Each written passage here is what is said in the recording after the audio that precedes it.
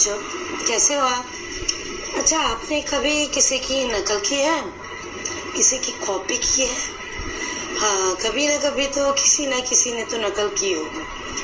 पर हम सब कई बार दूसरों की बातों की, आदतों की, चाल की नकल करते हैं। किंतु बेटा, हमें यह अवश्य ध्यान रखना चाहिए कि कौन सी नकल आपके लिए आनंददायक हो सकती है और कौन सी घातक। ठीक है, चलिए आज ऐसी ही नकल पर आधारित यह पाठ पढ़ते हैं, जो है पाठ 15, मैं भी। तो चले पढ़े, तो बोलिए मेरे साथ। एक अंडे में से बतख का बच्चा निकला, लो मैं अंडे में से निकल आया, बतख का बच्चा बोला। एक और अंडे में से मुर्गी का चूजा निकला, मैं भी आ गया, चूजा बोला। मैं घूमने जा रहा हूँ, बतख का बच्चा बोला, मैं भी चलूंगा, चूजा बोला। मैं गड्ढा खोद रहा हूँ, बतख का बच्चा बोला, मैं भी खोदूंगा, चूजा बोला। मुझे एक केचुआ मिला, बतख का बच्चा बोला, मुझे भी, चूजा बोला। मैंने एक तितली पकड़ी, बतख का बच्चा बोला, मैंने भी तितली पकड़ी, चूजा बोला। मैं तैरना चाहता हूँ, बतख का बच्चा बोला, मैं भी, चूजा बोला। देखो मैं तैर रहा हूँ, बतख का बच्चा फिर बोला, मैं भी तैरूंगा, और चूजा भी फिर बोला। बचाओ, चूजा डूबते हुए चिल्लाया, बचाओ। बतख के बच्चे ने चूजे को पानी से बाहर निकाला। तो अच्छी थी ना, मजेदार है कविता। चलिए आइए अब इस कविता का अर्थ जाने। इस कविता में देखिए 2 अंडे थे, एक था बतख का तो दूसरा था मुर्गी का। देखिए ये दोनों जो अंडे होते हैं ना, दिखने में तो थोड़ा थोड़ा एक समान होते हैं, किंतु उनमें से एक जैसे होते हैं, किंतु उनमें से बच्चे निकलते हैं तो उन दोनों में बहुत अंतर होता है। जो इन अंडों में से बच्चे निकलते हैं ना, उन बच्चों में बहुत अंतर होता है, क्योंकि एक होता है मुर्गी का और दूसरा होता है बतख का। बिल्कुल सही।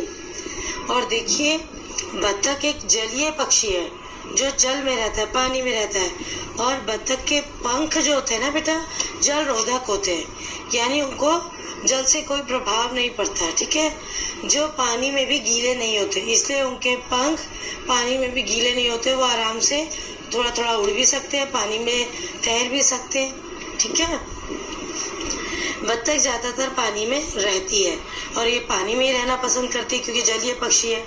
अब देखिए, जबकि वही जो मुर्गी होती है एक पक्षी है, यह ज्यादातर घरों में पाला जाने वाला पक्षी है और ये पानी में बिल्कुल नहीं रह सकता, लेकिन ये थोड़ा थोड़ा ना मोर की तरह उड़ सकता है। जैसे मोर उड़ता है उसी प्रकार थोड़ा थोड़ा उड़ सकता है। तो आया समझ में मुर्गी और बतख में अंतर? तो चलिए अब हम कविता का अर्थ समझते हैं।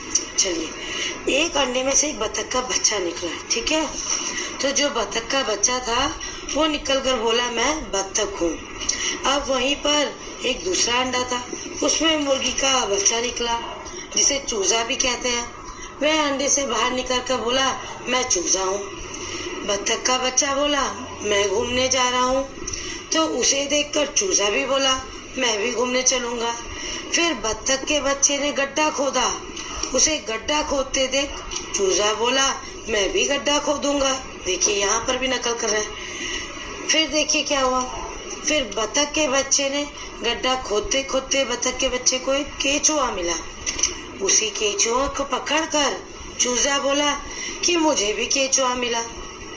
फिर बतख ने तितली पकड़ी, चूजे ने भी उसकी नकल करते वही तितली पकड़ी।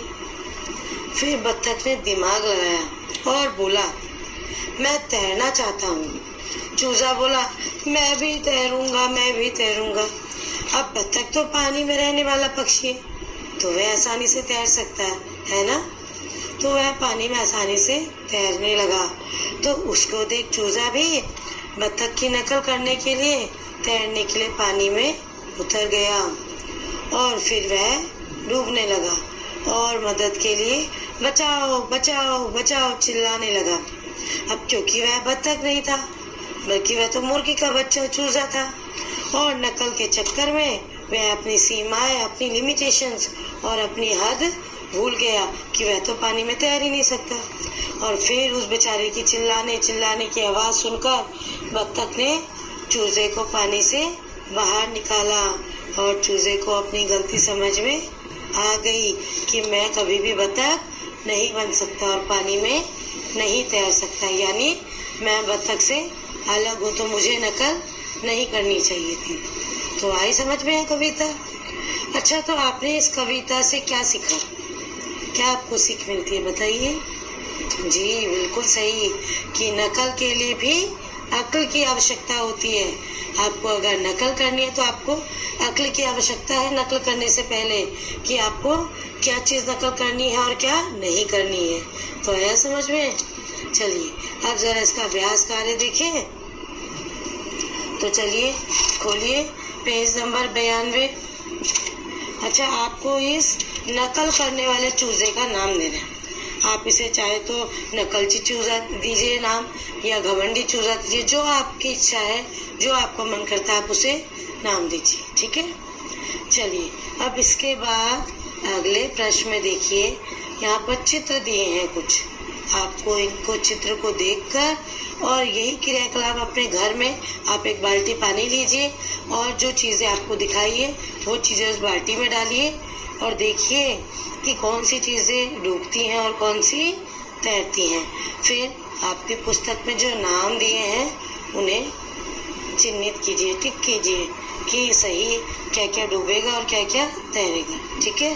तो एक बाल्टी में पानी डालकर यह प्रयोग ज़रूर कीजिएगा और मुझे बताइएगा कि क्या डूब रहा है और कौन सी चीज़ें तैर रही है। और फिर आपको सूची बनानी है, ठीक है, या उसमें निशान लगा के किताब में बताना है, ठीक है। तो आया मज़ा आपको इस पाठ में। तो देखिए था ना मज़ेदार पाठ, ठीक है। चलिए अब बेटा मिलेंगे हम अगले पाठ के साथ, ठीक है। धन्यवाद।